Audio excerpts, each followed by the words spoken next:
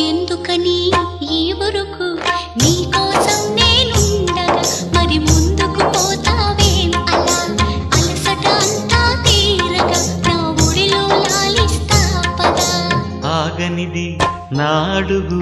ఎందుకనో నా ఎదనడుగు